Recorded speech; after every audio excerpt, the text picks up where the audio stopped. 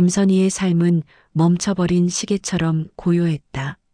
시간은 흘러갔지만 그녀의 세상은 오래된 사진처럼 정지해 있었다. 결혼 30년. 그 긴 세월 동안 그녀는 충실한 아내이자 헌신적인 엄마로 살아왔다.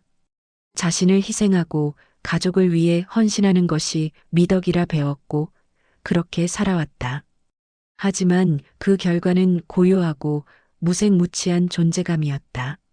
아이들이 모두 성장해 각자의 삶을 찾아 집을 떠난 지 10년이 흘렀고 남편이 몇 년 전 은퇴해 집안에 머무는 시간이 늘어나면서부터 그녀의 삶은 더욱 깊은 정체 상태에 빠져들었다. 아침 햇살이 거실 창으로 스며들어도 집안은 어둠 속에 잠긴 듯 고요했다. 새소리 대신 텔레비전 켜는 소리가 하루의 시작을 알렸다. 남편은 아침에 눈을 뜨면 습관처럼 거실 소파에 자리를 잡고 텔레비전을 켰다. 그에게 세상과의 소통은 온종일 켜져 있는 뉴스 채널과 휴대폰 화면 속 바둑게임이 전부였다. 정치 뉴스, 경제 동향, 바둑 기보. 그의 관심사는 오직 그뿐이었다. 그는 자신의 견고한 세계에 깊숙이 갇혀 있었고 선희는 그 옆에서 묵묵히 하루를 보냈다.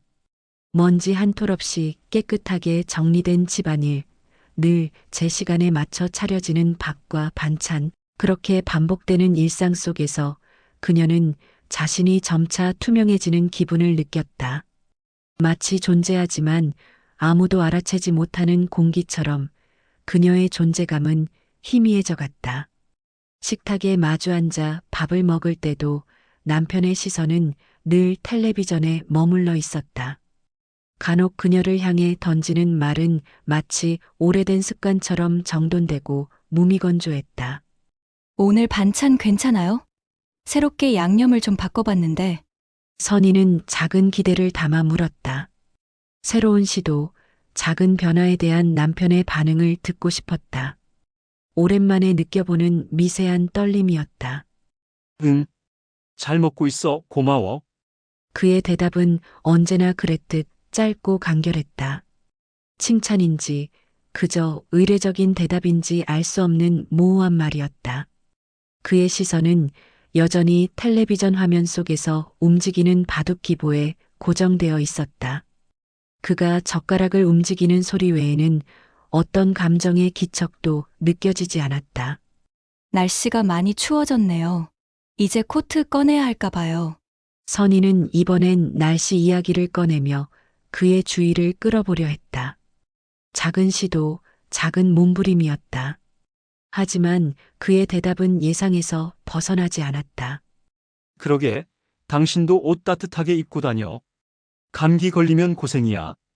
따뜻한 말이었지만 그 말에는 진정한 관심보다는 습관적인 걱정이 묻어 있었다.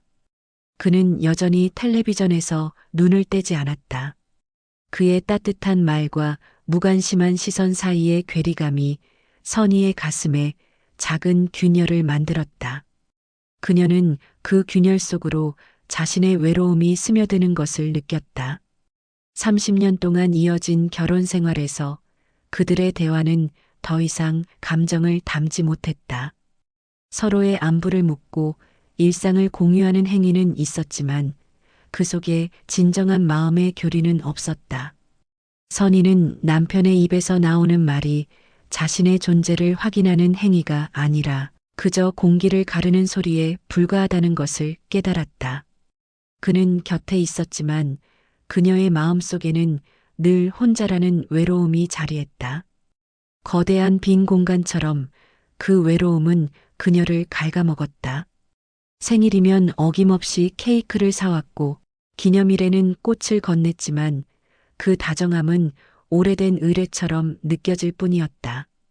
그 안에는 설렘도 진정한 기쁨도 없었다.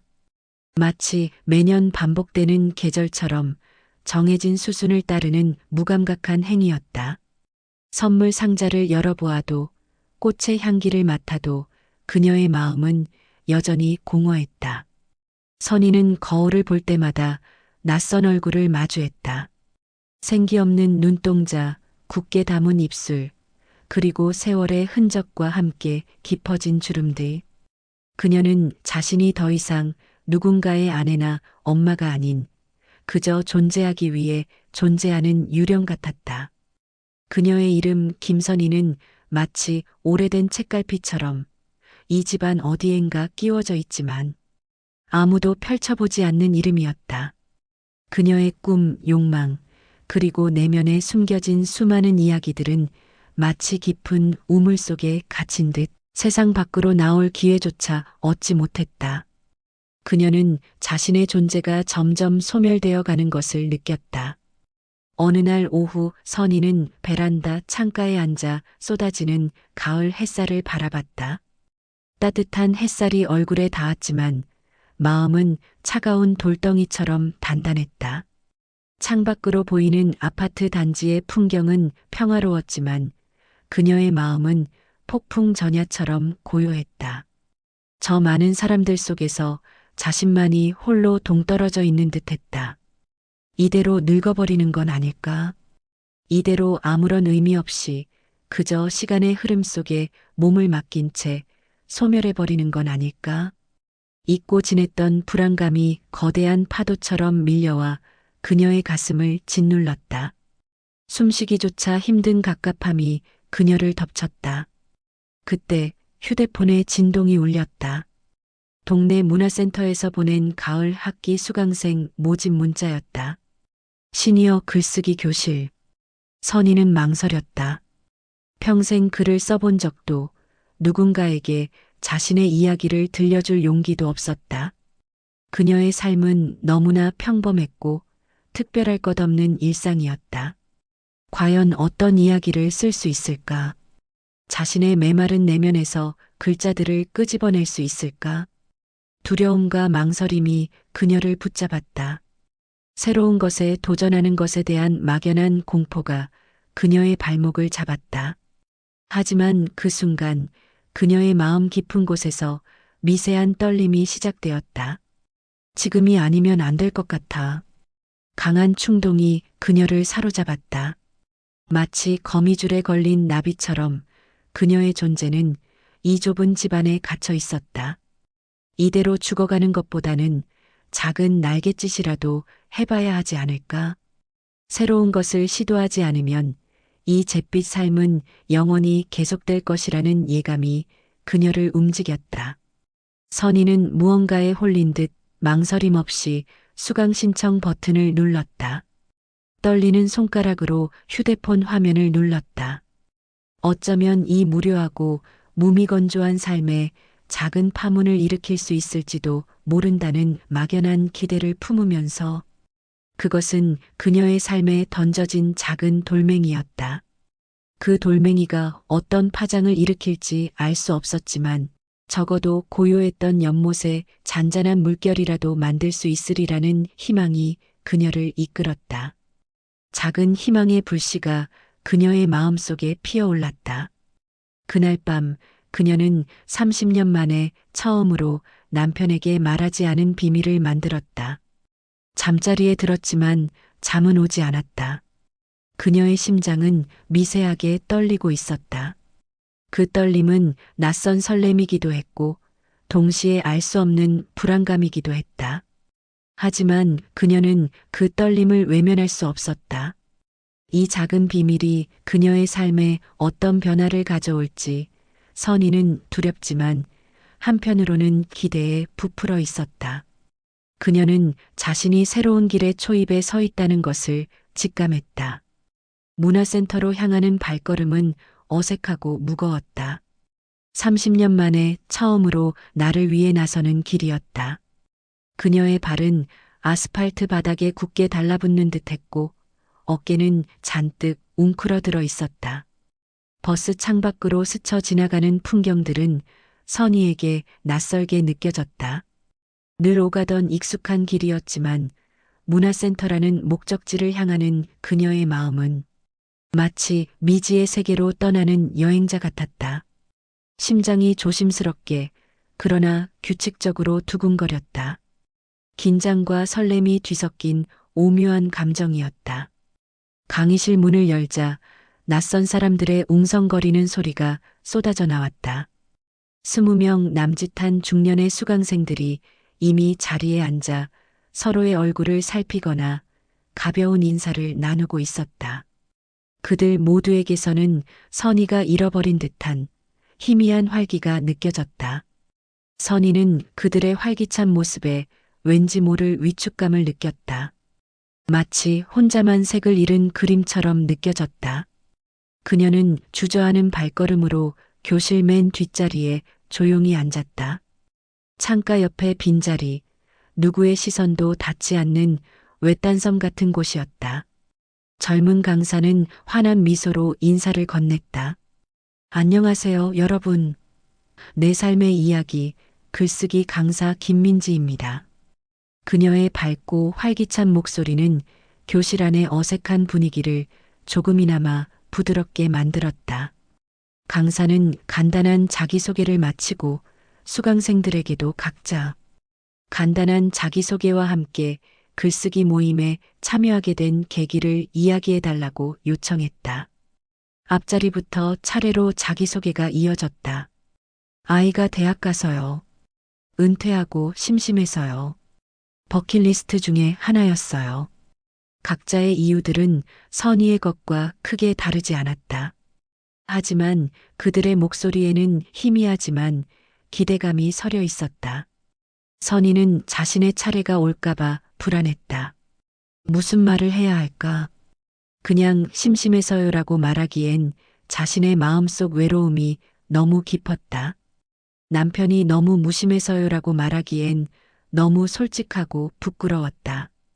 그녀의 몸은 마치 굳어버린 나무 토막처럼 긴장되어 있었다. 손에 땀이 흥건하게 배어 나왔다. 그때 중년의 남자가 들어와 선의의 옆자리에 앉았다. 그는 지각한 것에 대해 강사에게 가볍게 사과한 후 선의에게도 가볍게 목례를 건넸다. 깔끔한 네이비 재킷에 단정한 머리, 그리고 그의 입가에는 은은한 미소가 번져 있었다. 그는 다른 수강생들보다 훨씬 더 편안하고 여유로워 보였다. 남편 외에 다른 남자와 이렇게 가까이 앉아본 것이 얼마만인지 선의는 심장이 조심스럽게 뛰는 것을 느꼈다. 낯선 남자의 옆자리는 묘한 긴장감과 함께 작은 설렘을 안겨주었다. 그가 바로 이정우였다. 자기소개가 끝나고 강사는 첫 과제로 각자 자신의 일상에 대해 짧은 글을 써서 발표해달라고 요청했다. 다들 펜을 들고 종이에 무언가를 쓰기 시작했지만 선의는 여전히 머뭇거렸다. 펜을 쥔 손이 떨렸다. 자신을 향한 시선이 부담스러웠다. 이 쓸모없는 일상을 도대체 누구에게 보여줄 수 있을까? 매일 아침 나는 창가에 앉아 햇살을 본다. 그 햇살은 따뜻하지만 내 마음은 늘 겨울이다. 그녀의 머릿속에는 오직 그 문장만이 맴돌았다. 그러나 그마저도 너무 솔직하게 느껴져 적을 용기가 나지 않았다. 한참을 망설이다. 선의는 겨우 펜을 들었다. 매일 아침 남편은 텔레비전을 켠다. 나는 조용히 밥을 차린다. 밥상 위에는 침묵이 흐른다. 저녁에도 텔레비전은 켜져 있고 나는 내 방에서 혼자 책을 읽는다. 최대한 감정을 배제하고 사실만을 담아냈다. 그러나 그 짧은 문장들 속에서도 그녀의 깊은 외로움이 묻어나는 듯했다. 마침내 선의의 차례가 되었다. 목소리는 떨렸고 손에 쥔 종이가 바스락거렸다. 그녀는 작은 목소리로 짧은 글을 읽어내려갔다. 발표가 끝나자 박수가 터져 나왔지만 선의는 고개를 숙인 채 그저 민망해했다. 자신을 향한 시선이 여전히 불편했다. 그때 옆자리에 앉은 정우가 조용히 말을 건넸다. 그의 목소리는 차분했지만 그 안에 담긴 따뜻함은 선의의 굳게 닫힌 마음을 조심스럽게 흔들었다. 선희 씨, 글 참 좋네요.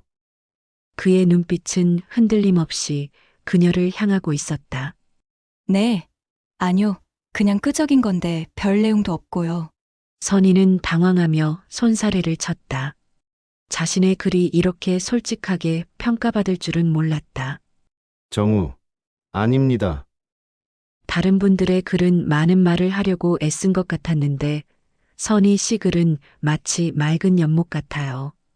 잔잔하면서도 깊은 울림이 느껴집니다. 그 속에 담긴 감정이 아주 생생하게 전해져요. 그의 목소리는 조용했지만 그 안에 담긴 진심은 선희의 마음을 파고들었다. 남편은 단 한 번도 그녀의 내면을 들여다보려 한 적이 없었다. 그녀의 감정, 그녀의 생각, 그녀의 존재 자체를 남편은 그저 당연하게 여겼다. 그런데 정우는 그녀의 보잘것없는 글 속에서 깊은 울림을 보았다. 그의 눈빛은 깊고 따뜻했다. 선희는 그 눈빛 속에서 자신이 투명 인간이 아니라는 것을 깨달았다. 오랫동안 잊고 지냈던 누군가에게 인정받고 있다는 느낌. 그것은 그녀의 메마른 마음에 작은 파문을 일으키는 돌멩이와 같았다. 강의가 끝나고 수강생들이 하나둘 교실을 떠났다. 선희는 서둘러 자리를 정리하고 집으로 향하려 했다. 그때 정우가 그녀에게 다가와 말을 걸었다.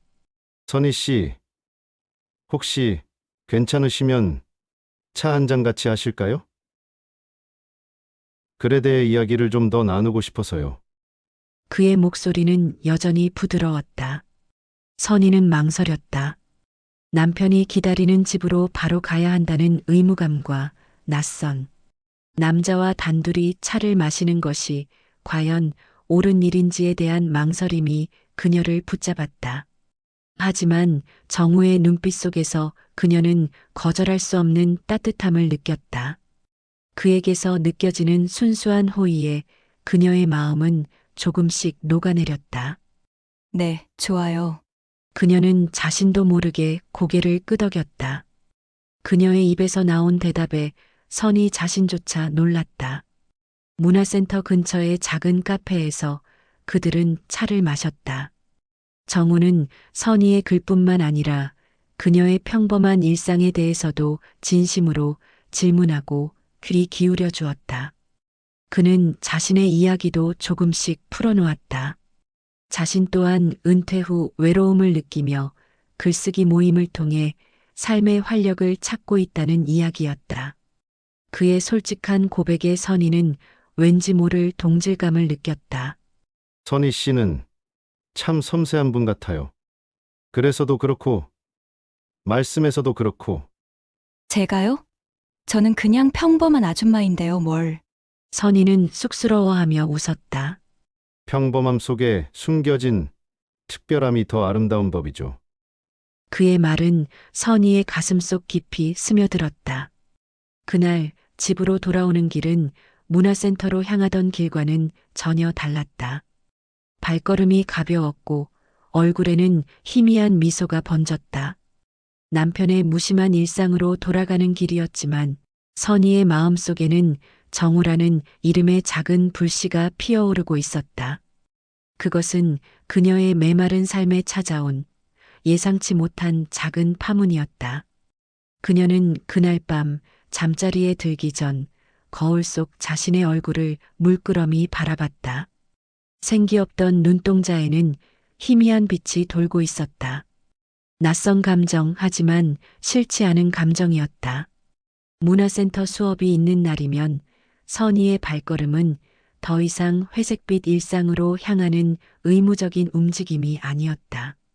한 걸음 한 걸음 내디딜 때마다 마치 잊고 있던 춤의 스텝을 다시 밟는 무용수처럼 설렘이 차올랐다. 정우와 함께하는 시간은 그녀의 메마른 영혼에 내리는 가랑비와도 같았다.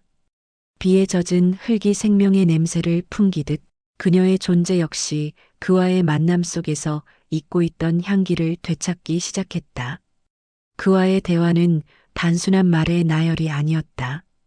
그것은 마치 고고학자가 되어 먼지 쌓인 유적을 파헤치듯 이선이라는 이름 뒤에 묻혀있던 진짜 자신을 찾아가는 여정처럼 느껴졌다. 남편과의 대화가 늘 텔레비전 소리에 묻히거나 단답형의 건조한 응답으로 끝나버리는 일방통행의 길이었다면 정우와의 대화는 서로의 마음을 향해 세심하게 길을 내는 쌍방의 산책이었다. 깊은 공감과 따뜻한 이해가 그의 낮은 목소리와 부드러운 눈빛에서 끊임없이 흘러나왔다. 수업이 끝난 후 그들의 산책은 강의실 밖으로 이어졌다. 처음에는 어색함을 감추기 위해 늘 사람들이 있는 곳을 택했다. 근처 카페에 들러 쌉쌀한 커피 향에 기대어 이야기를 나누거나 함께 작은 갤러리를 찾아 그림 앞에 서서 각자의 감상을 나누었다. 정우는 언제나 놀라운 집중력으로 그녀의 말에 귀를 기울였다.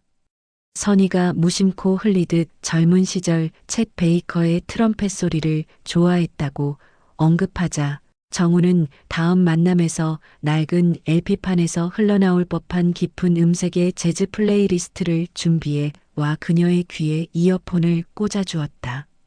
함께 길을 걷다 그녀의 코트 옷깃에 작은 단풍잎 하나가 내려앉아 그는 마치 귀한 보석을 다루듯 섬세한 손길로 그것을 떼어주며 미소 지었다.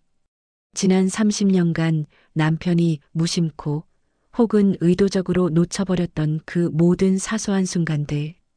정우는 그것들을 하나하나 놓치지 않고 기억했으며 마치 마법처럼 의미를 부여했다. 선희는 정우와의 만남을 통해 잃어버렸던 자신의 조각들을 하나씩 되찾아가는 기분이었다. 누군가에게 온전히 이해받고 존중받고 사랑받고 있다는 감각. 그 감각은 그녀의 얼굴에 아주 옅지만 분명한 미소를 더 자주 머물게 했고 생기를 잃고 탁해져 있던 눈동자에는 다시금 맑은 빛이 돌기 시작했다. 아침마다 마주하는 거울 속 자신의 모습이 여전히 낯설었지만 이제는 더 이상 싫지 않았다. 정우와 함께하는 시간은 마치 세상과 완벽하게 단절된 그들만의 비밀스러운 정원 같았다. 그곳에서 선희는 더 이상 무색무취의 아내나 엄마가 아니었다. 그녀는 그저 선희라는 이름의 한 여자였다. 그는 그녀의 말뿐만 아니라 그녀가 말하지 못하는 침묵의 소리에까지 귀를 기울였다. 그가 무심코 그녀의 손을 잡을 때면 그 따뜻한 온기가 손끝에서부터 심장을 거쳐 온몸의 혈관으로 번져나가는 듯했다. 그 온기는 남편의 손에서 느껴지던 오랜 세월 속에서 무뎌진 습관적인 온기와는 전혀 다른 생생하게 살아 숨쉬는 온기였다. 선희는 그에게서 아주 오랫동안 갈망했던 그러나 감히 입 밖으로 꺼내지 못했던 진심 어린 사랑과 관심을 느꼈다. 30년 동안 굳게 닫혀있던 그녀의 마음의 문이 아주 조금씩 삐걱이는 소리를 내며 열리는 것을 느꼈다. 그들은 마치 자석의 다른 극처럼 서로에게 이끌리며 매일매일 더 가까워졌다. 몇 줄의 짧은 문자 메시지로 시작된 소통은 이제 밤늦도록 이어지는 전화 통화로 번졌다.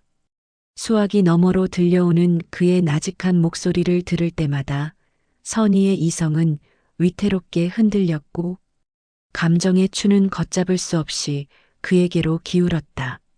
집으로 돌아오면 현실의 공기는 어김없이 차가웠다.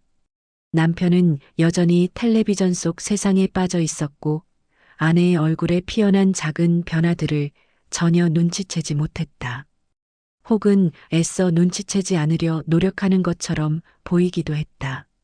선희는 남편의 무심한 등을 바라볼 때마다 날카로운 죄책감에 심장이 찔리는 듯 아팠지만 그럼에도 불구하고 정우와의 관계를 멈출 수가 없었다.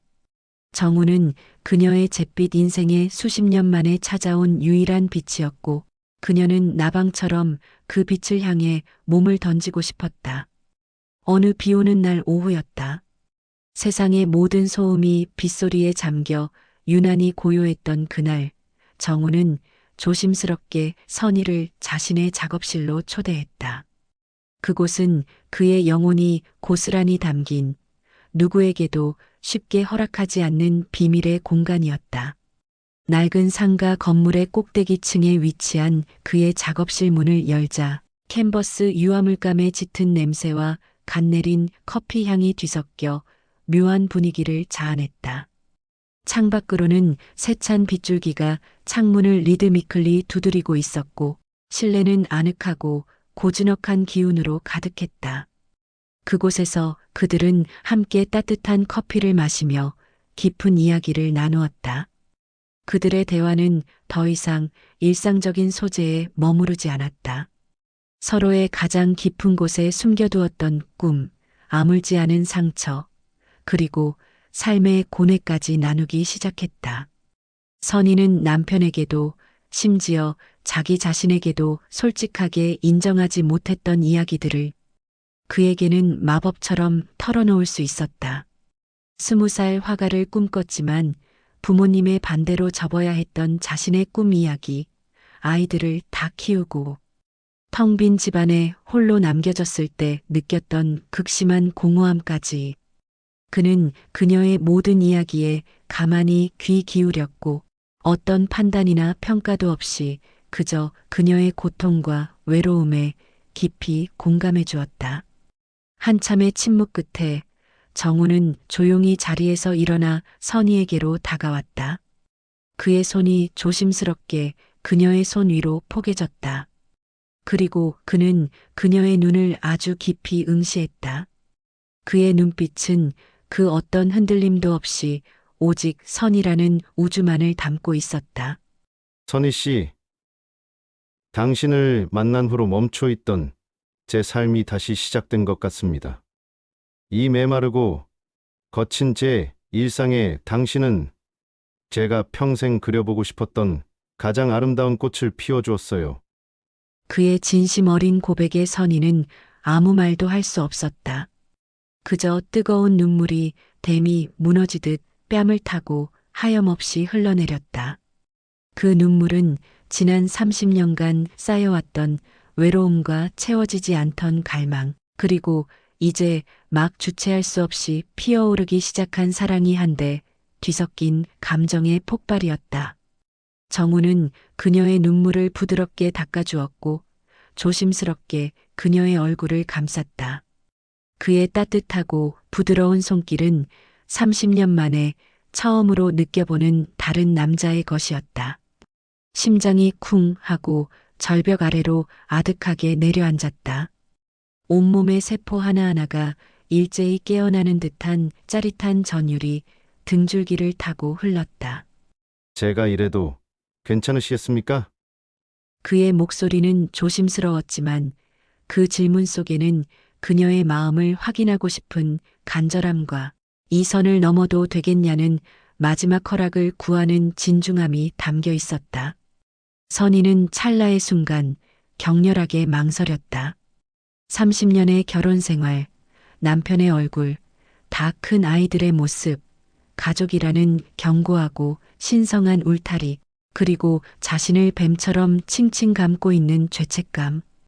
이 모든 것을 뒤로하고 이 남자의 손을 잡아도 되는 것일까?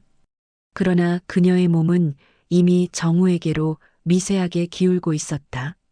머릿속은 수만 가지 생각으로 복잡했지만 그녀의 영혼과 본능은 이미 오래전부터 답을 내리고 있었다. 그녀는 흐르는 눈물을 멈추지 않은 채 아주 천천히 하지만 분명하게 고개를 끄덕였다. 그 망설임 없는 행동은 그녀의 마음이 이미 그에게로 완전히 기울었음을 의미하는 항복 선언과도 같았다. 그의 부드러운 입술이 그녀의 눈물 젖은 뺨을 거쳐 입술에 닿았다. 그리고 그의 다정한 입맞춤이 목덜미를 타고 내려올 때 선희의 몸은 마치 오랫동안 가뭄에 시달리던 꽃잎이 단비를 만난 것처럼 미세하게 떨려왔다. 아주 오랫동안 잠들어 있던, 아니 죽어 있다고 믿었던 육체의 감각이 화산처럼 깨어나는 듯했다. 그녀는 모든 것을 그의 리드에 맡겼다. 그녀의 몸은 더 이상 그녀의 것이 아니었다. 수십 년간 억눌렸던 욕망이 용암처럼 분출하듯 그녀는 점점 더 큰 신음소리를 내며 그의 몸짓에 빠르게 반응했다. 단 한 번도 느껴보지 못했던 강렬한 쾌감, 잊고 지냈던 여성으로서의 본능적인 욕망이 거대한 불꽃처럼 타올랐다. 이것은 그저 육체적인 관계가 아니었다. 그것은 오랫동안 존재감을 잃고 그림자처럼 살아가던 선이라는 한 여성이 비로소 자기 자신을 되찾는 성스럽고도 격렬한 의식과 같았다. 정우의 품 안에서 그녀는 비로소 자신이 살아있음을 온몸으로, 온 영혼으로 느꼈다. 그날 밤 선희는 정우의 품에서 오랫동안 잊고 살았던 나라는 존재를 다시 만났다. 그녀의 마음 한편에는 이미 죄책감이라는 거대한 먹구름이 서서히 드리워지고 있었지만 지금 이 순간만큼은 오직 이 강렬하고 눈부신 행복만이 온 세상을 지배하고 있었다. 그녀는 눈을 감고 정우의 체온을 온전히 느끼며 새로운 세상에 발을 들여놓은 듯한 황홀경에 깊이 빠져들었다. 그녀의 투명했던 삶에 처음으로 선명하고도 뜨거운 색깔이 입혀지는 순간이었다. 정우와 함께한 그 밤 이후 선희의 일상은 완전히 다른 빛깔로 물들었다. 세상의 모든 색채의 채도가 한 단계 높아진 듯했다. 아침에 눈을 뜨면 가장 먼저 떠오르는 것은 더 이상 오늘 해야 할 집안일의 목록이 아니었다. 그의 얼굴, 그의 목소리, 그의 채취가 희미한 꿈의 잔상처럼 그녀의 의식을 부드럽게 감쌌다. 남편이 텔레비전을 보고 있을 때면 그녀는 더 이상 그 옆에서 무기력하게 시간을 흘려보내지 않았다. 손안의 작은 휴대폰은 그녀를 또 다른 세상으로 인도하는 비밀의 문이었다. 좋은 아침이에요. 선희 씨. 어젯밤 꿈에 당신이 나왔어요. 우리가 함께 바다를 걷는 꿈. 그의 다정한 문자는 건조한 아침 공기에 스며드는 한 잔의 따뜻한 커피처럼 그녀의 마음을 덮였다. 그녀는 저도 모르게 입꼬리를 올리며 미소 지었다. 주방 창문에 비친 자신의 얼굴이 너무나 낯설었다. 지난 몇 년간, 아니 몇십 년간, 거울 속에서 마주했던 얼굴은 감정의 동요 없이 그저 무표정하게 늙어가던 중년의 여인이었다. 하지만 지금 비치는 저 여자는 누구인가? 눈동자에는 수줍으면서도 반짝이는 빛이 돌았고 피곤과 체념이 새겨져 있던 입가에는 희미한 미소가 상주하고 있었다. 그 생기가 넘치는 모습에 그녀는 놀라면서도 한편으로는 가슴 깊은 곳에서부터 차오르는 기쁨을 느꼈다.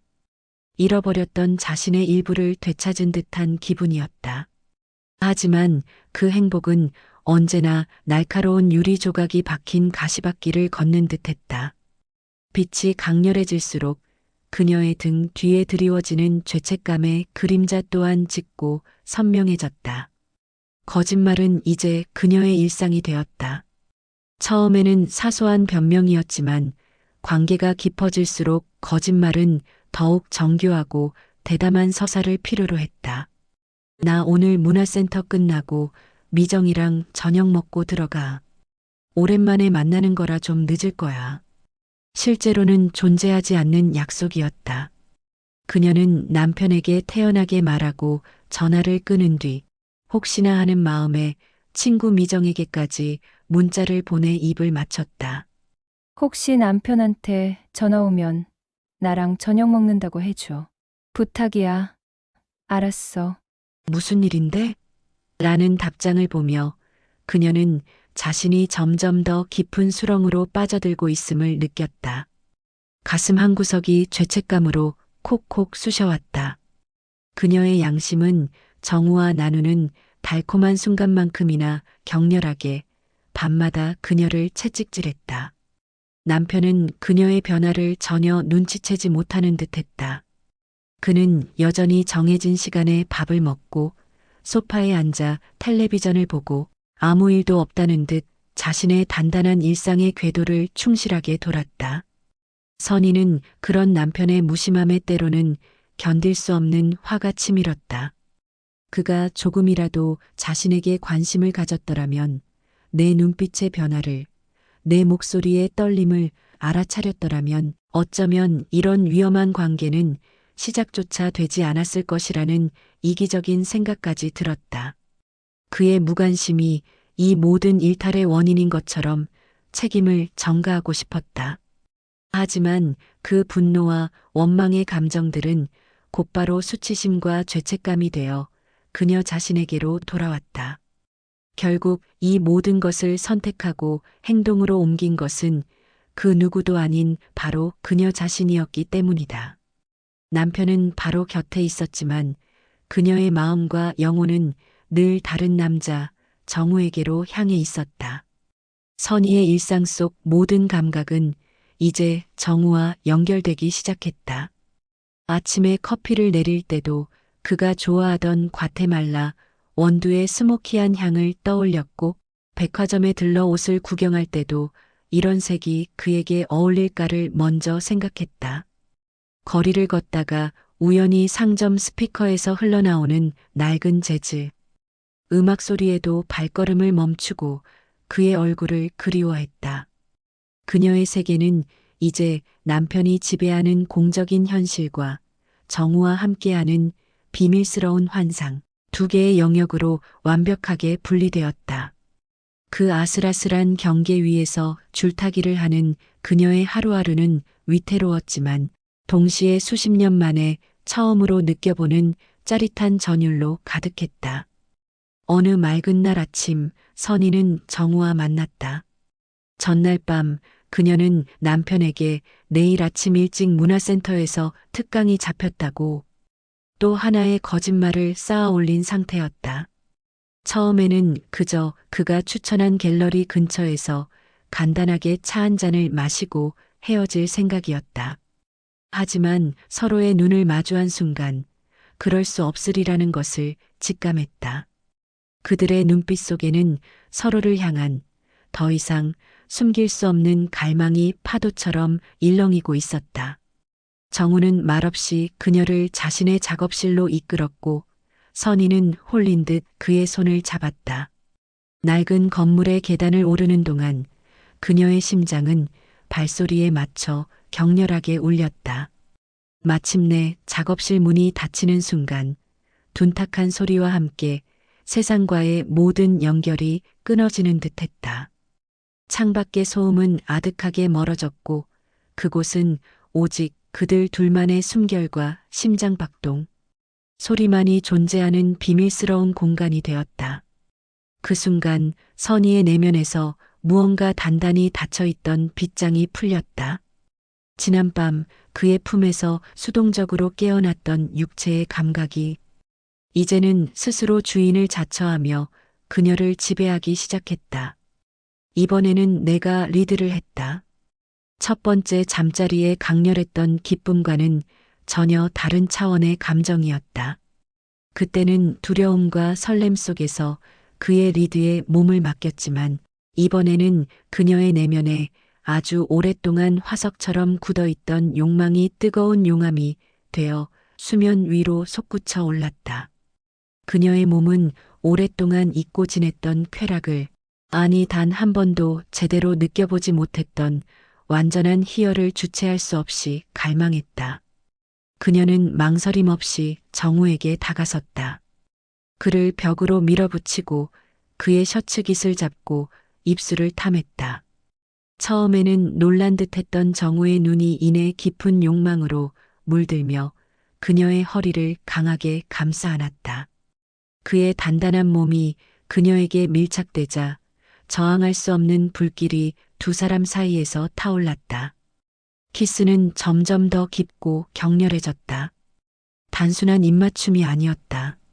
서로의 영혼을 탐하고 억눌려왔던 시간들을 보상받으려는 듯한 처절한 몸짓이었다. 그들은 아침부터 해가 질 때까지 서로를 탐했다. 시간이라는 개념이 사라진 듯했다. 창문을 통해 들어오는 빛의 각도가 변하는 것을 통해 아침이 정오가 되고 다시 저녁이 되어간다는 것을 어렴풋이 짐작할 뿐이었다. 정우의 품 안에서 선희는 자신이 이 관계의 주체가 되어 움직이고 있다는 사실에 짜릿한 해방감을 느꼈다. 그의 몸 위에서, 그의 깊은 숨결 속에서 그녀는 마치 미지의 신대륙을 발견한 탐험가처럼 대담해졌다. 그녀의 손가락은 그의 단단한 어깨와 등 근육을 헤매었고 입술은 그의 목덜미와 가슴을 훑으며 내려갔다. 그녀 스스로도 자신의 안에 이토록 대담하고 뜨거운 욕망이 숨겨져 있었다는 사실에 놀랐다. 정오가 지나고 잠시의 휴식 속에 그들은 땀에 젖은 채 서로를 마주보고 누웠다. 햇살이 먼지가 떠다니는 작업실 공기를 금빛으로 물들이고 있었다. 정우는 그녀의 헝클어진 머리카락을 부드럽게 쓸어 넘겨주었다. 그 다정한 손길에 그녀는 다시금 몸이 달아오르는 것을 느꼈다. 오후의 정사는 아침과는 달랐다. 더 느리고 더 깊었다. 서로의 몸 구석구석을 세밀하게 탐색하고 모든 감각을 일깨우는 시간이었다. 그의 입술이 그녀의 귓불을 스치고 쇄골을 지나 가슴에 닿았을 때 그녀는 온몸이 가느다랗게 떨려오는 것을 느꼈다. 그의 손길이 그녀의 배를 지나 허벅지 안쪽에 닿았을 때 그녀는 숨을 멈췄다. 수십 년간 그 누구의 손길도 닿지 않았던 오직 자신만이 알던 가장 내밀하고 부드러운 살결 위로 그의 손가락이 지나는 감각은 너무나도 생경하고 강렬했다. 몸 안의 모든 신경이 그에게로 집중되는 듯한 아찔한 감각 속에서 그녀는 나도 모르게 그의 이름을 흐느끼며 불렀다.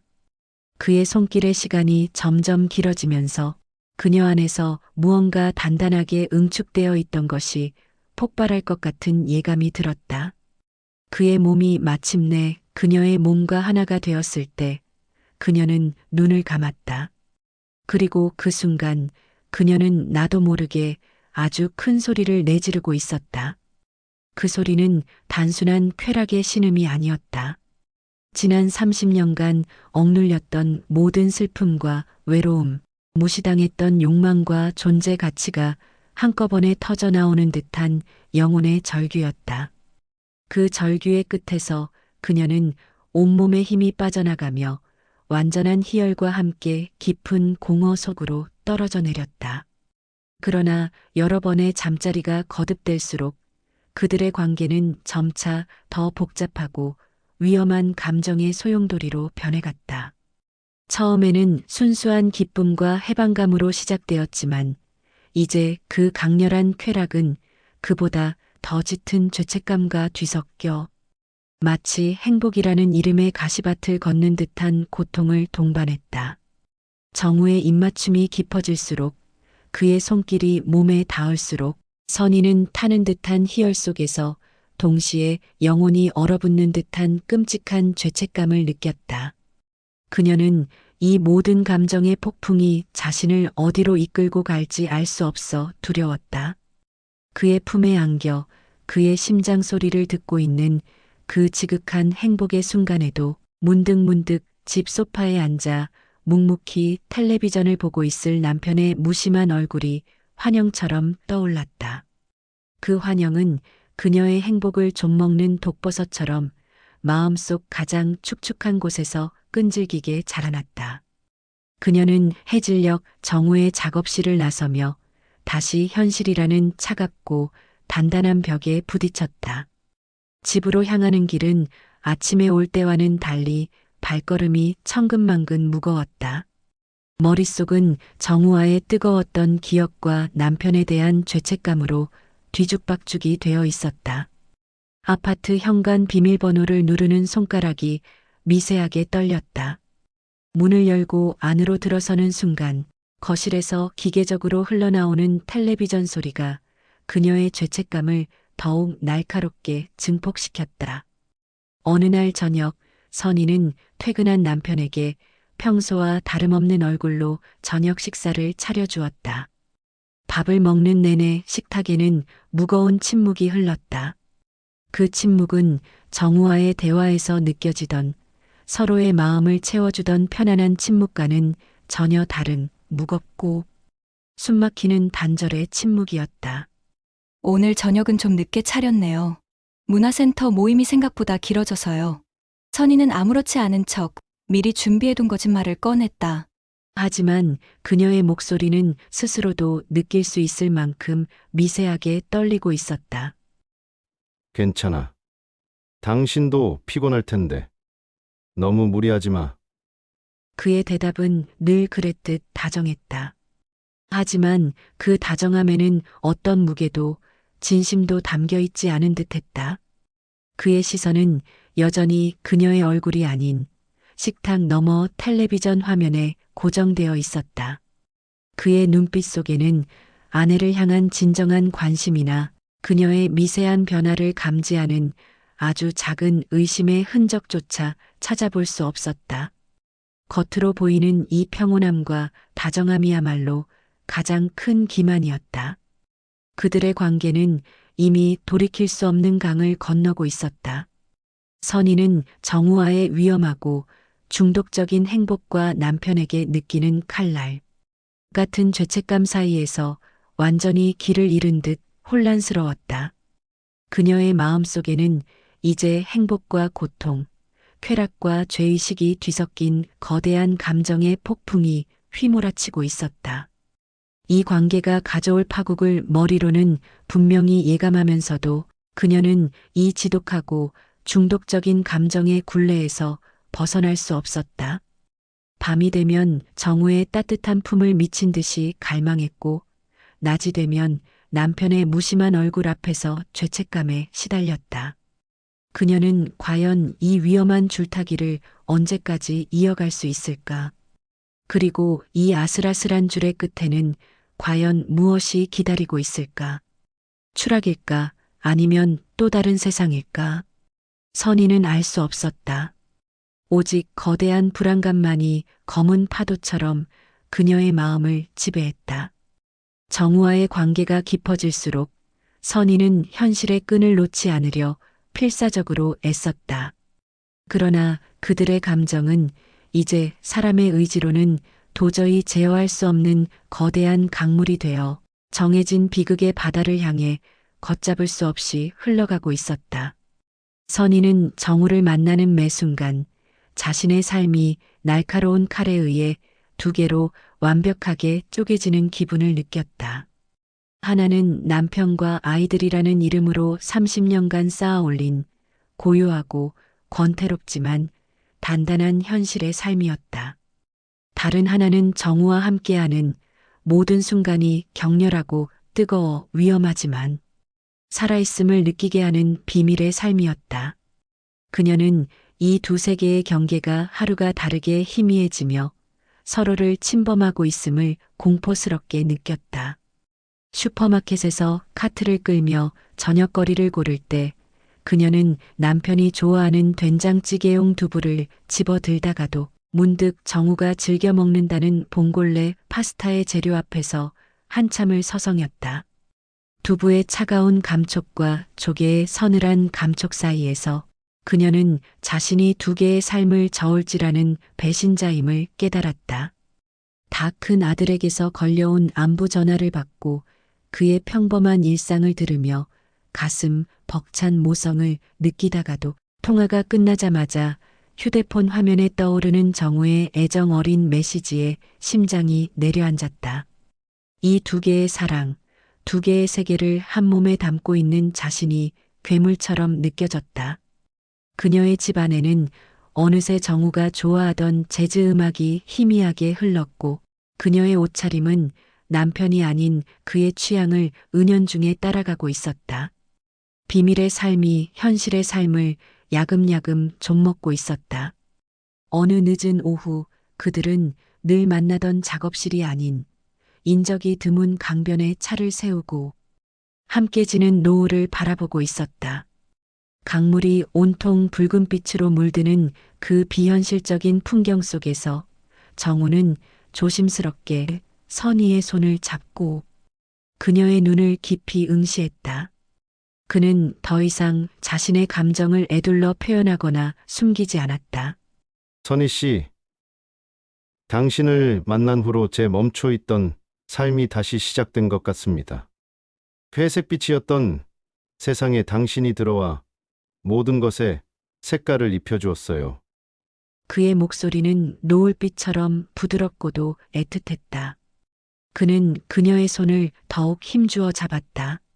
그런데 당신이 집으로 돌아가고 나면 세상은 다시 흑백으로 돌아갑니다. 당신이 없는 시간은 이제 저에게 아무 의미가 없어요. 매일 아침 눈을 뜨면 당신과 함께 커피를 내리는 상상을 하고, 밤이 되면 당신 없이 잠들어야 하는 이 현실을 저주합니다. 우리 더 이상 이렇게 숨지 말아요. 제가 당신의 그림자가 아니라 진짜 세상 속에서 당신의 손을 잡고 함께 걷는 사람이 되고 싶습니다. 그의 고백은 그녀가 오랫동안 꿈꿔왔던 말이었지만 동시에 가장 두려워했던 말이기도 했다. 그것은 그녀의 마음을 송두리째 흔드는 달콤한 선율인 동시에 그녀의 안락했던 삶을 파괴할 무거운 현실의 망치 소리였다. 그녀에게는 30년이라는 결코 지울 수 없는 세월을 함께한 남편과 가족이 있었다. 그들은 이제 사랑이라는 이름보다는 책임과 연민, 그리고 익숙함이라는 이름으로 묶여 있었지만 그 끈은 결코 가볍지 않았다. 선희는 정우의 진심에 가슴이 벅차오르면서도 이 관계가 더 깊어져 현실의 영역으로 넘어오는 순간 돌이킬 수 없는 파국으로 치달을 것이라는 선명한 공포에 휩싸였다. 정우가 주는 행복의 깊이가 깊어질수록 그만큼의 무게를 가진 고뇌가 그녀의 영혼을 짓눌렀다. 그녀는 아무 대답도 하지 못했다. 그저 그의 손을 마주 잡은 채 소리 없이 눈물만 흘릴 뿐이었다. 그날 밤 그들의 네 번째 잠자리가 이루어졌다. 정우의 고백으로 인해 무겁게 가라앉은 공기는 두 사람을 작업실로 이끌었다. 말로는 더 이상 어찌할 수 없는 감정의 소용돌이 속에서 그들은 서로의 몸을 통해 위로와 답을 찾으려 했다. 작업실 문을 닫자마자 정우는 그녀를 벽으로 밀어붙였다. 그의 키스는 이전과 달랐다. 부드럽고 애틋한 입맞춤이 아니었다. 그녀의 대답 없는 눈물에 대한 그의 절망과 그럼에도 불구하고 그녀를 놓을 수 없다는 격렬한 소유욕이 뒤섞인 거칠고도 절박한 키스였다. 이것이 마지막일지도 모른다는 공포. 두 사람의 이성은 이미 위태로운 경계선 너머로 사라져 있었다. 그들의 몸짓은 사랑의 행위라기보다는 다가올 이별에 저항하는 두 마리의 상처 입은 짐승들의 싸움과도 같았다. 정우는 그녀의 옷을 찢을 듯 벗겨냈고 선희 역시 그의 등을 손톱으로 핥히며 매달렸다. 더 이상 부드러운 탐색이나 조심스러운 배려는 없었다. 오직 서로의 존재를 자신의 몸에 각인시키려는 듯한 격렬하고도 처절한 움직임만이 공간을 채웠다. 그 격렬함 속에서 선희의 머릿속에는 그와의 모든 잠자리가 폭풍처럼 스쳐 지나갔다. 첫 번째 잠자리. 비 오는 날 그의 조심스러운 질문에 고개를 끄덕였던 그 순간. 30년 만에 처음으로 다른 남자의 손길이 닿았을 때 온몸의 세포가 깨어나는 듯한 전율을 느꼈다. 그의 품에 안겨 그녀는 자신이 잊고 살았던 여자임을 깨달았다. 그것은 단순한 육체적 관계가 아닌 존재를 되찾는 성스러운 의식과도 같았다. 수동적이었지만 그 안에서 완벽한 충만감을 느꼈던 순수했던 첫 경험. 두 번째 잠자리. 아침 햇살 속에서 이번에는 그녀가 먼저 그를 원했다. 오랫동안 억눌렸던 자신의 욕망을 처음으로 해방시켰던 그날. 그녀는 관계의 주체가 되어 그의 몸을 탐했고 그 안에서 짜릿한 해방감을 맛보았다. 마치 미지의 세계를 탐험하는 탐험가처럼 그녀는 자신의 몸 안에 숨겨져 있던 뜨거운 열정을 발견하고 놀라워했다. 그날 그녀는 자신의 욕망에 솔직해지는 법을 배웠다. 그리고 세 번째, 쾌락과 함께 찾아온 지독한 죄책감. 그의 품에 안겨 절정의 희열을 느끼는 순간에도 남편의 얼굴이 환영처럼 떠올라 행복을 좀먹었다. 그의 손길은 천국과 지옥을 동시에 맛보게 하는 독이 든 성배와도 같았다. 달콤함에 중독되어 거부할 수 없었지만 마실 때마다 영혼이 병들어가는 것을 느껴야 했다. 그리고 지금 네 번째 잠자리는 그 모든 감정의 총합이자 폭발이었다. 그의 입술이 내 몸 모든 곳을 지나갈 때 나는 몸을 비틀며 흐느꼈다. 그 흐느낌은 첫 번째의 수줍은 신음도 두 번째의 해방된 환희도 아니었다. 그것은 마지막을 예감하는 슬픔과 그럼에도 불구하고 그를 갈망하는 이기적인 욕망이 뒤엉킨 소리였다. 그의 손길의 시간이 점점 길어지면서 나는 나도 모르게 큰 소리를 내고 있었다. 그 소리는 기쁨의 소리이면서 동시에 내 삶이 두 동강나며 찢어지는 듯한 슬픔의 비명이었다. 그녀는 정우의 품에 가장 깊숙이 안겨 그의 일부가 되어 있었지만 아이러니하게도 그녀의 마음은 그 어느 때보다도 선명하게 집 거실에 앉아있을 남편과 가족에게로 향하고 있었다. 그녀의 눈에서는 뜨거운 눈물이 뺨을 타고 베갯니들 적셨다. 이 지독하게 달콤한 행복이 결코 지속될 수 없다는 것을, 이 밤이 지나면 다시 차가운 현실로 돌아가야 한다는 것을 너무나도 잘 알았기 때문이다. 정우는 그녀의 눈물을 보았다. 그는 격렬했던 움직임을 멈추고 그저 그녀의 눈물을 닦아주며 아무 말 없이 그녀를 자신의 품에 더욱 깊이 끌어안았다. 그의 심장 박동이 그녀의 귓가에 고스란히 전해졌다. 그 고요하고도 깊은 침묵 속에서 두 사람은 말보다 더 많은 것을 나누고 있었다. 서로의 아픔, 서로의 슬픔, 그리고 서로의 운명을. 그들은 이미 이 사랑의 끝을 알고 있었다. 다음 날 아침 창밖은 거짓말처럼 맑았다. 밤새 내린 비에 세상이 깨끗하게 씻겨나간 듯했다. 정우는 평소처럼 그녀를 집 앞까지 데려다 주었다. 차 안의 공기는 어젯밤의 침묵보다 더욱 무겁게 가라앉아 있었다. 라디오도 그 어떤 대화도 없었다. 아파트 단지 입구에 차가 멈춰섰다. 선희는 쉽게 차 문을 열지 못했다. 이 문을 열고 나가는 순간 모든 것이 정말로 끝나버릴 것만 같았다. 다음에 만날 때까지 건강하세요. 정우가 먼저 입을 열었다. 평범한 인사였지만 그 안에는 수많은 의미가 담겨 있었다. 당신이 없는 세상에서 당신의 선택을 기다리며 나도 잘 버티고 있겠다는 약속처럼 들렸다. 그의 말에 선희는 애써 미소를 지어 보였지만 그 미소는 금방이라도 산산조각 날 유리처럼 위태로워 보였다. 그녀는 그날의 잠자리가 단순히 육체적 관계가 아니라 두 사람이 온몸으로 나눈 길고 긴 이별의 예고편이었음을 직감했다. 차에서 내린 선희는 뒤돌아섰다. 그의 차가 바로 떠나지 않고 그 자리에 서 있는 것을 알 수 있었다. 차마 뒤돌아볼 용기가 없어 앞만 보고 걸었다. 아파트 현관으로 들어서는 그 짧은 길 위로 그의 시선이 무겁게 따라붙는 것이 느껴졌다. 그의 뒷모습에서 느껴지는 세상에 홀로 남겨진 듯한 깊은 외로움이 그녀의 가슴을 거대한 바위처럼 짓눌렀다. 집으로 들어온 선희는 현관에 주저앉아 한참을 움직이지 못했다. 남편은 이미 출근하고 없었다. 고요한 집안, 모든 것이 제자리에 있는 익숙한 풍경이 오늘따라 감옥처럼 느껴졌다. 그녀의 마음은 이제 정우와의 위험한 행복과 남편에 대한 죄책감, 그리고 그 무엇도 선택할 수 없는 자신의 무력함 사이에서 완전히 길을 잃어버렸다.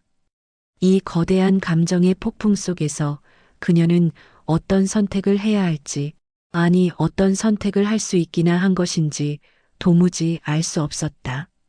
그녀는 이제 이 사랑의 끝이 파국이라는 것을 알면서도 그를 놓아버릴 수도 없는 지옥의 한가운데에 서 있었다. 정우와의 마지막 만남은 허무할 정도로 담백했다. 더 이상 미래를 약속할 수도 뜨거운 현재를 탐닉할 수도 없는 관계의 막다른 길에서 두 사람은 오랫동안 말이 없었다. 그를 보낸 후 집으로 돌아오는 길, 그녀는 마치 오랫동안 알았던 열병이 거짓말처럼 씻겨나간 듯한 허탈감과 동시에 모든 것을 잃어버린 듯한 공허함에 시달려야 했다. 그날 이후 선희는 현실로 돌아왔다. 아니, 현실의 궤도에 억지로 몸을 구겨 넣었다는 표현이 더 정확했다. 겉으로는 평소와 다름없는 일상이었다. 아침에 일어나 남편의 식사를 준비하고 청소를 하고 장을 봤다. 하지만 그녀의 내면은 거대한 태풍이 휩쓸고 지나간 폐허와도 같았다. 정우에게서 느꼈던 눈멀 것 같던 감정의 잔해와 그 모든 행적을 지켜보고 있던 양심이 뒤늦게 보내는 통렬한 죄책감이 뒤엉켜 그녀를 밤낮으로 괴롭혔다. 휴대폰은 더 이상 비밀스러운 설렘을 주는 마법의 상자가 아니었다. 이제 그것은 그녀의 죄를 증명하는 낙인처럼 느껴졌다. 며칠을 고민한 끝에 그녀는 떨리는 손으로 정우와의 모든 대화 기록을 삭제하고 그의 번호를 지웠다. 화면에서 그의 이름이 사라지는 순간 심장의 한 부분이 도련해지는 듯한 아픔이 밀려왔지만 동시에 질긴 사슬이 끊어지는 듯한 해방감을 느꼈다. 그렇게 그녀는 스스로 열병 같았던 사랑에 종지부를 찍었다. 하지만 내면의 전쟁은 이제부터가 시작이었다. 혼자 있는 시간이면 정우의 목소리가 환청처럼 들려왔고 남편의 얼굴을 볼 때마다 죄책감에 숨이 막혔다. 그녀는 남편의 눈을 제대로 마주치지 못했다. 그의 모든 말과 행동이 자신을 향한 의심과 경고처럼 느껴졌다. 식탁에 앉아 밥을 먹다가도 그가 무심코 던지는 오늘따라 피곤해 보이네. 라는 한마디에 심장이 철렁 내려앉았다. 그런 지옥 같은 며칠이 흐른 후 선희는 아주 미세한 변화를 감지하기 시작했다. 자신을 옥죄던 죄책감의 필터를 한 겹 걷어내고 나자 이전에는 보이지 않던 것들이 보이기 시작했다. 그녀는 남편을 다른 시선으로 아주 오랫동안 잊고 있던 시선으로 바라보기 시작했다. 늘 무심하고 감정 표현에 서툴렀던 남편. 그의 세상은 오직 회사와 텔레비전, 그리고 정해진 일과로만 이루어진 것처럼 보였다. 하지만 그 건조한 일상 속에 아주 작고 사소해서 눈여겨보지 않으면 결코 발견할 수 없는 배려들이 숨겨져 있었다. 어느 날 저녁 식탁, 선희는 입맛이 없어 밥을 깨작이고 있었다. 그 모습을 물끄러미 보던 남편은 아무 말 없이 일어나 냉장고로 향했다. 그리고는 작은 밀폐 용기 하나를 꺼내 그녀의 밥그릇 옆에 놓아주었다. 용기 안에는 그녀가 좋아하는 명란젓이 정갈하게 담겨 있었다. 지난주에 마트에서 장을 보며 명란젓 먹고 싶네. 라고 혼잣말처럼 중얼거렸던 것을 그가 기억하고 있었던 것이다. 그는 아무런 생색도 내지 않았다. 그저 다시 자리에 앉아 묵묵히 자신의 식사를 계속할 뿐이었다. 그 무심함 속에 담긴 다정함에 선희는 순간 울컥 눈물이 쏟아질 뻔했다. 또 다른 날 밤이었다. 그날도 선희는 죄책감과 후회로 뒤척이다 잠을 설쳤다. 새벽녘에 갈증이 나 거실로 나갔을 때 거실의 작은 스탠드 조명이 은은하게 켜져 있었다. 평소 같았으면 모든 불을 끄고 잠자리에 들었을 남편이었다. 문득 언젠가 그에게 밤에 화장실 갈 때마다 너무 어두워서 무서워 라고 투덜거렸던 기억이 떠올랐다. 그는 그 말을 잊지 않고 그녀가 잠 못 드는 것을 눈치챈 그날부터 밤마다 작은 불을 켜두었던 것이다. 어둠 속에서 길을 잃지 말라는 듯 조용히 그녀의 길을 밝혀주는 등대처럼 정우는 그녀에게 사랑한다고 속삭였고 아름다운 말들로 그녀의 마음을 흔들었다. 하지만 남편은 단 한 번도 그런 말을 입에 담지 않았다. 그의 사랑은 언어가 아닌 행동으로 존재했다. 그녀가 좋아하는 반찬을 기억하고 그녀의 밤길을 밝혀주는 아주 사소하고 일상적인 형태로 선희는 그동안 자신이 얼마나 어리석었는지 깨달았다. 화려한 불꽃에 눈이 멀어 자신의 곁에서 묵묵히 타오르고 있던 온기를 보지 못했던 것이다. 결정적인 순간은 예고 없이 찾아왔다. 늦은 저녁 설거지를 마치고 거실로 나온 선희는 소파에 앉아 있던 남편이 텔레비전을 끄는 것을 보았다. 그는 잠시 망설이는 듯 하더니 거실 한쪽에 놓인 낡은 원목 서랍장으로 다가가 가장 아래 칸의 작은 서랍을 열었다. 선희는 무심코 그의 행동을 지켜보다가 호기심에 조용히 식탁 의자 뒤에 몸을 숨겼다. 그 서랍 안에는 먼지가 뽀얗게 쌓인 오래된 가족 앨범들이 있었다. 남편은 그중 가장 두꺼운 앨범 하나를 꺼내 조심스럽게 펼쳐들었다. 그의 시선이 머문 곳은 낡고 빛바랜 사진 한 장이었다. 갓 결혼했을 무렵 촌스러운 옷차림을 하고 어색하게 웃고 있는 젊은 시절의 자신과 선희의 모습이었다. 그는 달아빠진 사진 속 선희의 얼굴을 거친 손가락으로 아주 천천히 그리고 부드럽게 쓸어내렸다. 그는 한 장 한 장 앨범을 넘겼다. 첫 아이가 태어났을 때 병원에서 찍은 사진, 아이들이 뒤뚱뒤뚱 걸음마를 배우던 시절의 모습, 유치원 재롱잔치에서 어설픈 율동을 하던 아이들을 보며 환하게 웃고 있는 선희의 사진까지 늘 무표정하고 감정을 드러내지 않던 그의 얼굴에 아주 옅고 잔잔한 미소가 번져 있었다. 그 미소는 그리움과 애틋함, 그리고 세월의 무게가 한데 뒤섞인 복잡하고도 깊은 표정이었다. 그 순간 선희는 마치 거대한 망치로 머리를 한 대 얻어맞은 듯한 충격을 받았다. 가슴이 미어지는 것 같았다.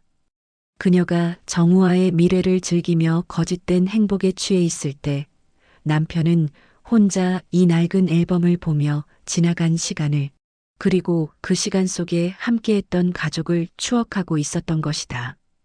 겉으로 드러내지 않았을 뿐 그 역시 나름의 방식으로 가족을 뜨겁게 사랑하고 있었다. 그의 사랑은 정우처럼 시시각각 타오르며 모든 것을 불사를 듯한 격정적인 불꽃이 아니었다. 그의 사랑은 삶의 가장 깊숙한 곳에서 어떤 비바람에도 꺼지지 않고 조용히 그리고 꾸준히 타오르는 모닥불 같은 것이었다. 추운 날 곁에 다가가면 온몸을 녹여주고 길 잃은 밤에는 방향을 알려주는 그런 든든하고 따뜻한 모닥불.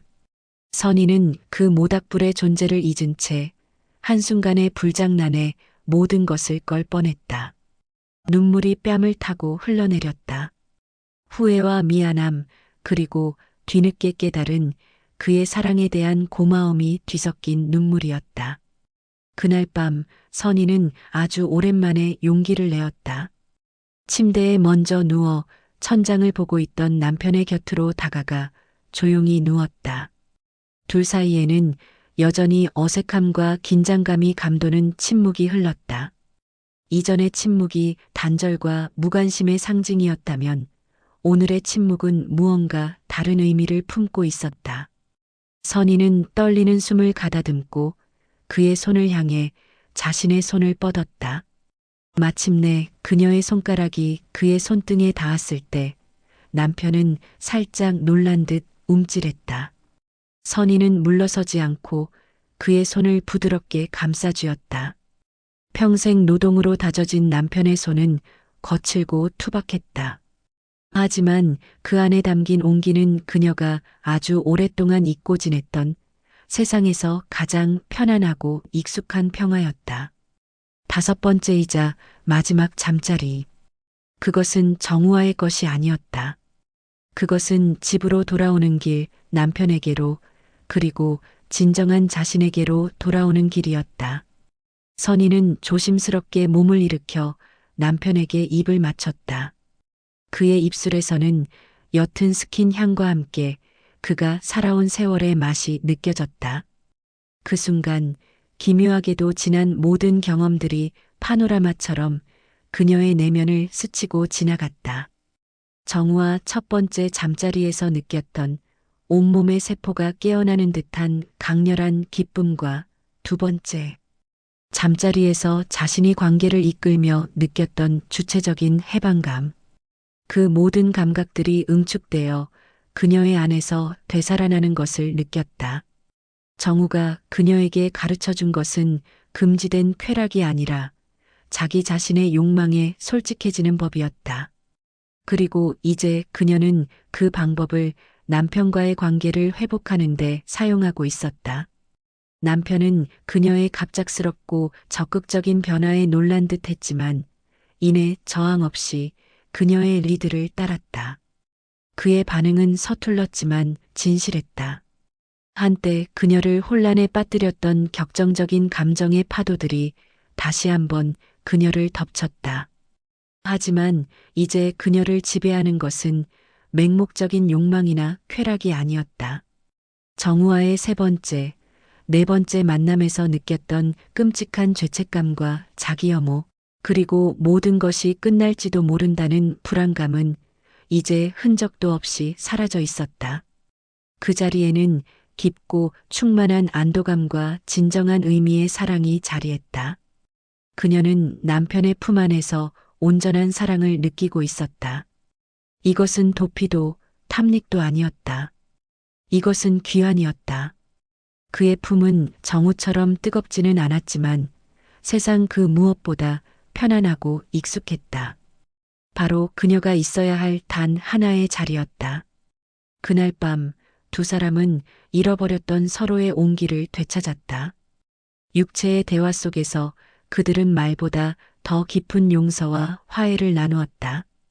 어둠 속에서 서로의 숨결을 느끼며 선희는 진정한 행복이 멀리 있는 것이 아님을, 화려한 불꽃놀이가 아니라 내 곁을 지켜주는 작은 모닥불 속에 있었음을 비로소 깨달았다.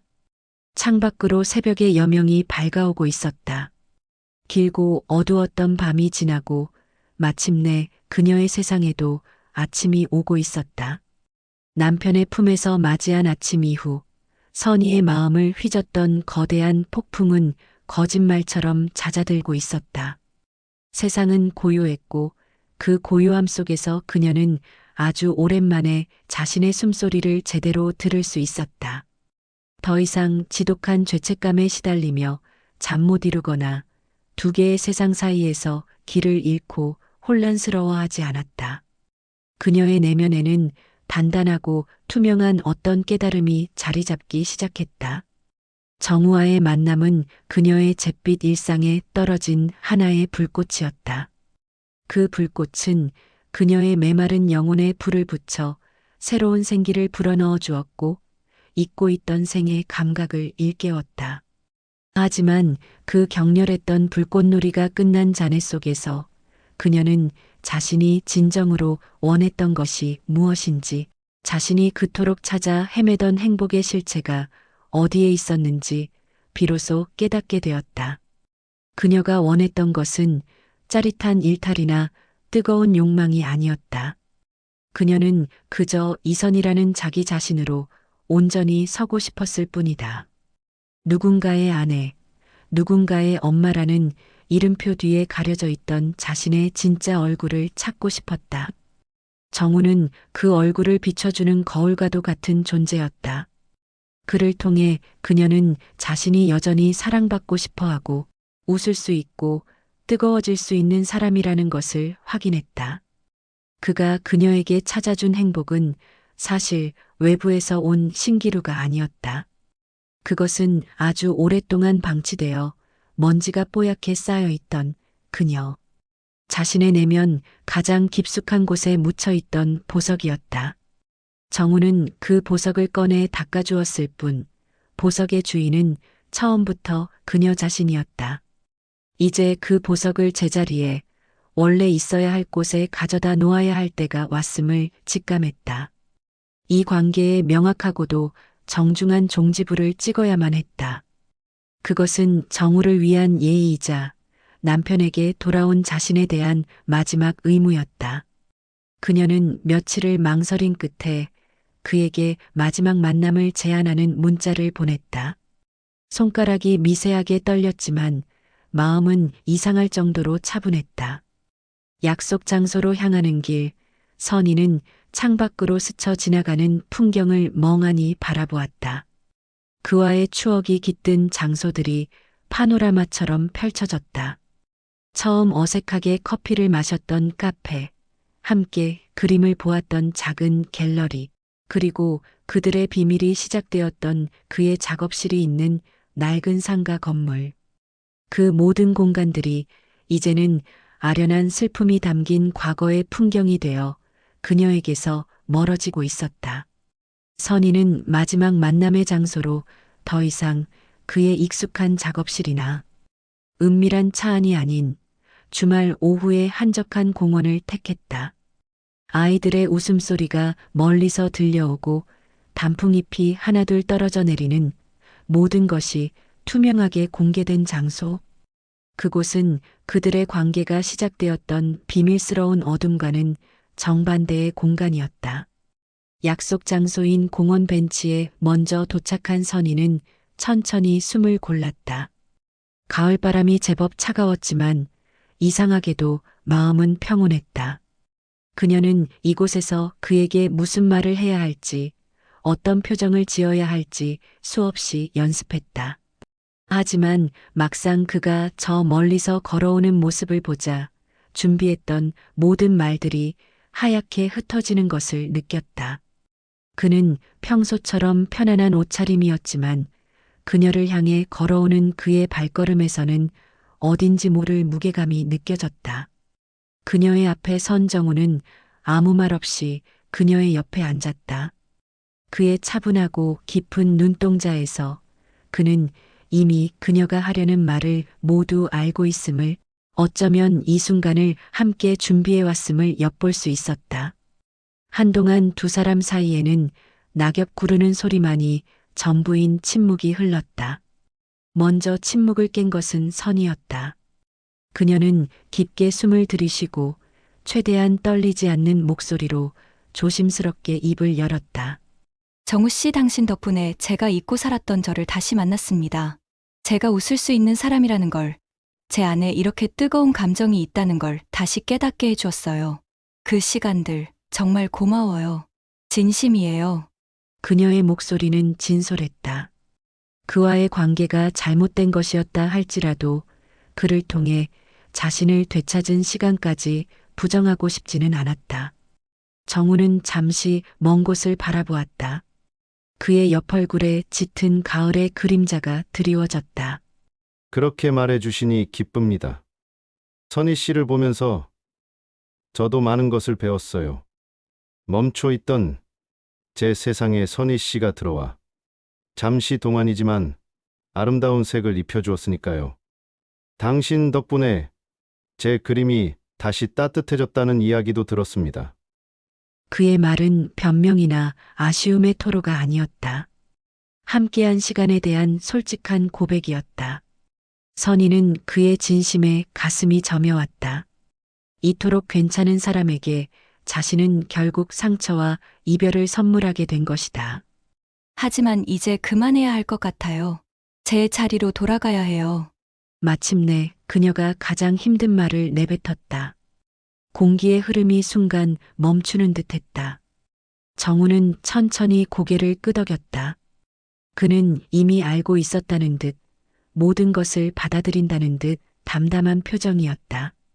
그의 눈빛에는 인간적인 짙은 아쉬움이 서려 있었지만 그보다 더 깊은 곳에는 한 사람의 인생을 존중하는 듯한 이해심이 담겨 있었다. 알고 있었어요. 언젠가 이날이 올 거라는 걸. 그는 잠시 말을 멈추고 하늘을 올려다보았다. 선희 씨는 이미 답을 찾으신 것 같군요. 저는 그걸 느낄 수 있어요. 어쩌면 우리가 처음 만났을 때부터 당신은 길을 잃은 게 아니라 단지 돌아갈 길을 찾기 위해 잠시 휴식이 필요했던 거겠죠. 저는 그저 그 길을 잠시 밝혀준 가로등, 불빛 같은 거였을 뿐입니다. 이제 날이 밝았으니 당신의 원래 자리로, 당신의 태양이 있는 곳으로 돌아가는 것이 맞습니다. 그의 말은 시처럼 아름다웠고 칼처럼 날카로웠다. 선희는 또다시 눈물이 핑 도는 것을 느꼈다. 그의 사려 깊은 말은 그녀의 마음을 흔들고 가슴을 아프게 했지만 동시에 그녀의 결심이 결코 틀리지 않았음을, 이것이 모두를 위한 최선의 선택임을 다시 한번 확인시켜 주었다. 그는 그녀를 원망하지도 붙잡지도 않았다. 그저 그녀가 가야 할 길을 묵묵히 비춰주고 있었다. 정우는 자리에서 일어났다. 그는 그녀를 안아주지 않았다. 그들의 관계를 정의했던 그 어떤 육체적 접촉도 시도하지 않았다. 대신 그는 선희를 향해 손을 내밀었다. 선희가 머뭇거리며 그의 손을 잡자 그는 따뜻한 미소를 지으며 그녀의 손을 가볍게 잡아주었다. 그것은 연인의 손길이 아닌 한 사람의 행복을 진심으로 빌어주는 동지의 악수였다. 선희 씨, 부디 행복하세요. 진심으로. 그의 마지막 인사는 단순한 작별의 말이 아니었다. 그것은 그녀의 과거를 용서하고 그녀의 새로운 삶을 응원하는 진심 어린 바람이었다. 선희는 더 이상 아무 말도 할 수 없었다. 그저 고마움과 미안함, 그리고 존경심을 가득 담은 마지막 눈인사를 건네고 천천히 뒤돌아섰다. 그녀는 공원을 가로질러 걸었다. 그의 모습이 등 뒤에서 점점 멀어져 마침내 시야에서 완전히 사라질 때까지 그녀는 단 한 번도 뒤돌아보지 않았다. 뒤를 돌아보는 순간 모든 결심이 무너져 내릴 것만 같았다. 한 걸음 한 걸음 내디딜 때마다 눈물이 뺨을 타고 흘러내렸지만 이상하게도 발걸음은 점점 더 가벼워졌다. 무겁게 짓누르던 비밀의 족쇄가 풀리는 기분이었다. 정우와의 사랑은 이렇게 끝났다. 한여름 밤의 불꽃처럼 뜨겁고 찬란했지만 그녀의 삶 전체를 태워버리기 전에 스스로 사그라든 불꽃이었다.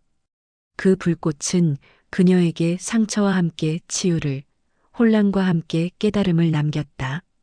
그 쓰라린 경험은 역설적이게도 그녀에게 새로운 삶을 살아갈 용기를 주었고 잃어버렸던 자신을 온전히 되찾아 주었다. 공원을 빠져나온 선희는 곧바로 집으로 향하지 않았다. 그녀는 차를 몰아 익숙한 강릉의 바닷가에 세웠다. 부서지는 파도를 바라보며 그녀는 지난 몇 달을 정리할 시간이 필요했다. 정우와의 첫 만남부터 마지막 이별의 순간까지 모든 기억들이 파도처럼 그녀의 마음을 스쳐 지나갔다. 후회하지 않는다면 거짓말일 것이다. 하지만 그 시간들 덕분에 그녀는 다시 태어날 수 있었다. 이제 그녀는 자신의 원래 자리로, 진정한 사랑이 기다리는 곳으로 돌아갈 준비가 되어 있었다. 집으로 돌아가는 길은 더 이상 의무감으로 가득 찬 낯선 길이 아니었다. 그곳은 그녀의 삶의 종착역이자 동시에 새로운 시작점이 될 곳이었다. 현관문을 열고 안으로 들어서자 구수한 된장찌개 냄새가 그녀를 맞았다. 남편이 저녁을 준비하고 있는 모양이었다. 거실 텔레비전에서는 아이들이 좋아하던 낡은 가족 비디오가 재생되고 있었다. 이 평범하고도 소중한 일상.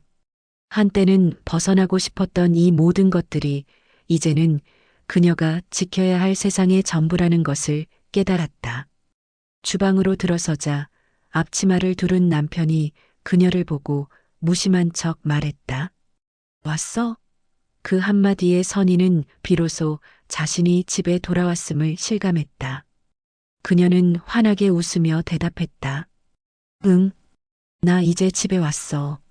정우와의 마지막 만남 후 선희는 현실로 돌아왔다.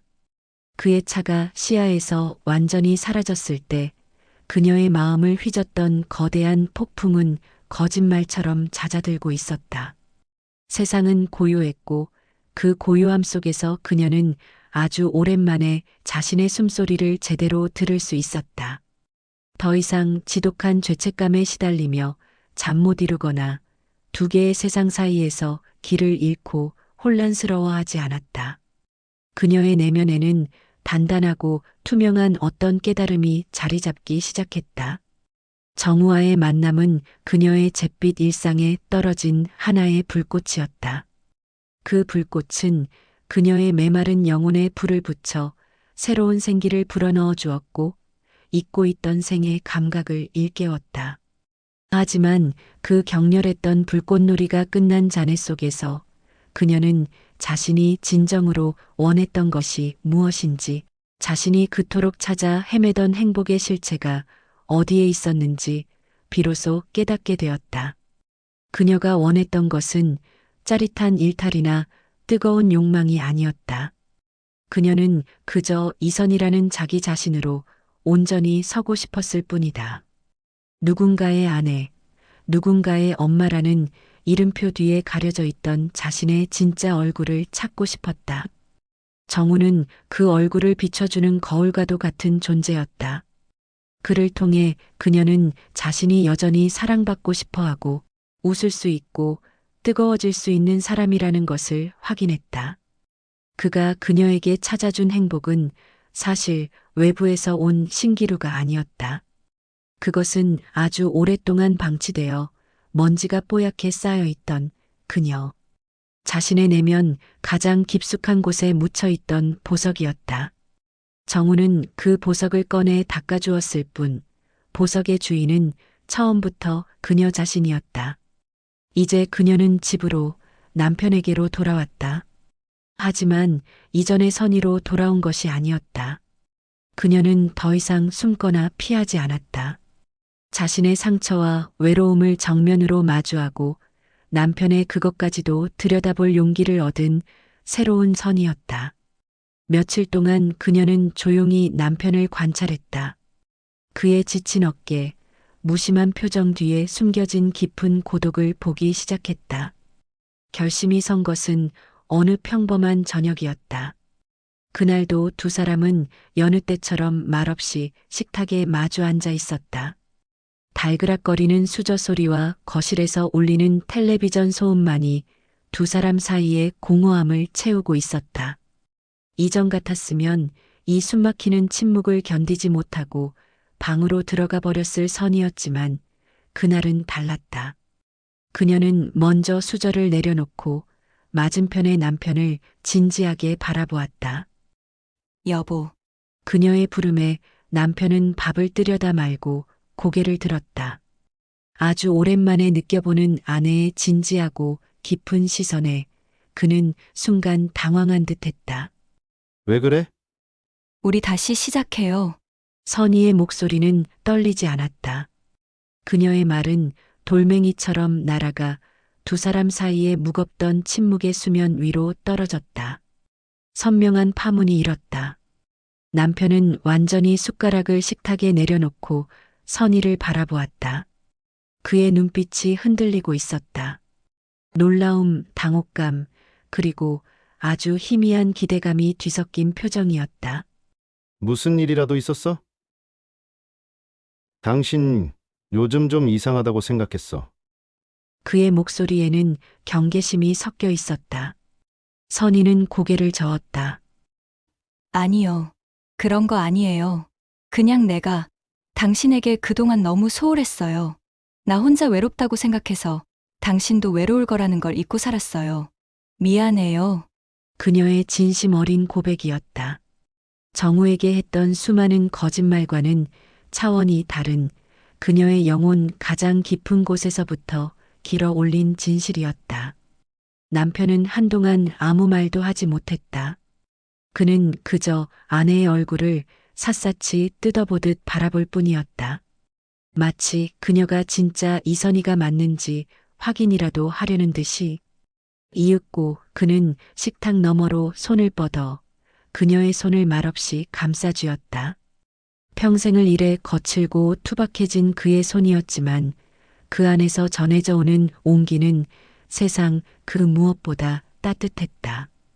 그 온기는 선희의 손끝을 타고 올라와 얼어붙어 있던 그녀의 마음을 부드럽게 녹여내렸다. 그날 밤 두 사람은 오래전 연애 시절처럼 어색하게 손을 잡고 동네 공원을 걸었다. 10년도 더 된 일이었다. 아이들이 태어나고 팍팍한 살림에 쫓기면서 두 사람은 함께 걷는 법을 잊어버리고 살았다.